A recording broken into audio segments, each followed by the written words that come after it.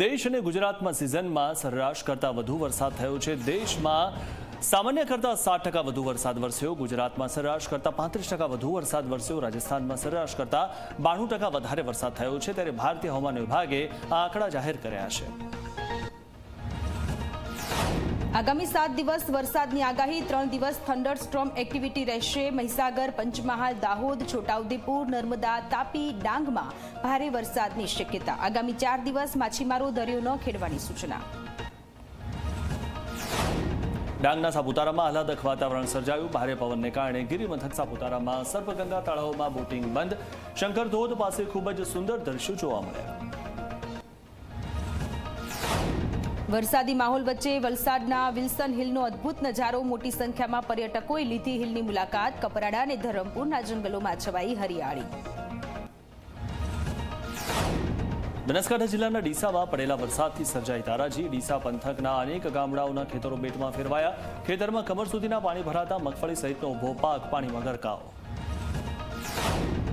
અમદાવાદના બાવળામાં વરસાદ બાદ તારાજી। વરસાદે વિરામ લીધાના 3 દિવસ બાદ પણ જળબંબાકાર। જીવન જરૂરિયાતની વસ્તુઓના અભાવે લોકો હેરાન। બાવળામાં ધોલેરા જતા રોડ પર આવેલા વિસ્તારમાં પાણી જ પાણી। લોકોના ઘરોમાં હજુ પણ પાણી ઘૂસેલા જોવા મળ્યા। સાથે જ પાર્ક કરેલા વાહનોને પણ મોટા પાયે નુકસાન। ઇજાગ્રસ્ત વ્યક્તિને સારવાર માટે ટ્રેક્ટરમાં લઈ જવાની ફરજ પડી। અમદાવાદના સાણંદ તાલુકાના માળકોળ ગામમાં 5000 વીઘા જમીન પાણીમાં ગરકાવ। મહિના પહેલા જ અહીં ડાંગરનો પાક લેવાયો હતો। ગામના 500 ખેડૂતો પાયમાલ બન્યા।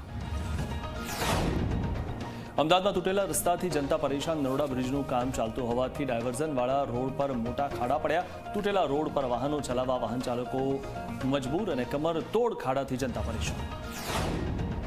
વરસાદમાં અમદાવાદના રસ્તાના હાલ થયા બેહાલ। નરોડા ગેલેક્સી રોડ પર આવેલા અંડરપાસ પર રોડ બેસી ગયો। રોડ પર માત્ર કપચી પાથરી તંત્રએ માન્યો સંતોષ। કપચી નીચે હજુ પણ પોલાણી યથાવત। અંડરપાસ નીચેથી દિવસમાં હજારો વાહન ચાલકો થાય છે પસાર। અમદાવાદમાં વરસાદના બીજા રાઉન્ડે તંત્રની પોલ ખોલી નાખી। શહેરના વ્યસ્ત રોડ એવા એસજી હાઈવેની ખસ્તા હાલત। વાયએમસીએ ક્રોસ રોડ પરથી સ્થિતિ અત્યંત ખરાબ જોવા મળી। એક તરફ ફ્લાયઓવરની કામગીરી અને બીજી તરફ હાઈવે બિસ્માર। એનએચએઆઈએ વેટમિક્સ નાખીને ખાડા પૂરવાનો પ્રયાસ કર્યો। સ્માર્ટ સિટી અમદાવાદની વાસ્તવિકતા સામે આવી। વરસાદે વિરામ લીધા બાદ રસ્તાની ખસ્તા હાલત આવી સામે। વેજલપુરના બુટ ભવાની મંદિર નજીક રસ્તા અત્યંત ખરાબ। પરગ્રહોની સપાટીને સારા કહેવડાવે એવા રસ્તા જોવા મળ્યા। તંત્ર સુવિધા આપવામાં નિષ્ફળ હોવાનો સ્થાનિકોનું મત। વડોદરાથી ભરૂચ જતા નેશનલ હાઈવે 48 પર ખાડાનું સામ્રાજ્ય। વાઘોડિયાથી કપુરાઈ જતો રસ્તો અત્યંત ખરાબ। ટોલ ચૂકવવા છતાં પણ વાહન ચાલકો ખરાબ રસ્તા પર વાહન હંકારવા મજબૂર। હાઈવે ઓથોરિટી ઘોર નિંદ્રામાં હોય તેવી સ્થિતિ।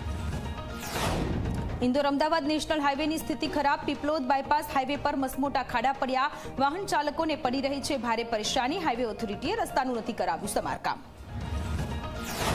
વલસાડના ઉદવાડામાં શોપિંગ કોમ્પ્લેક્સની જર્જરિત ગેલેરી તૂટી પડી। ગેલેરી તૂટી પડતા રોડ પર વિખેરાયો કાટમાળ। વહેલી સવારે ઘટના બનતા અવરજવર ઓછી હોવાથી મોટી દુર્ઘટના ટળી। દેવભૂમિ દ્વારકા જિલ્લાના ભાણવડ તાલુકાનો ફોટડી ગામ નજીકનો કોઝવે બ્રિજ તૂટ્યો છે। ઘટનામાં કોઈ જાનહાનિ નથી થઈ। સ્થાનિકોએ બ્રિજની સ્થિતિનો વિડીયો વાયરલ કર્યો।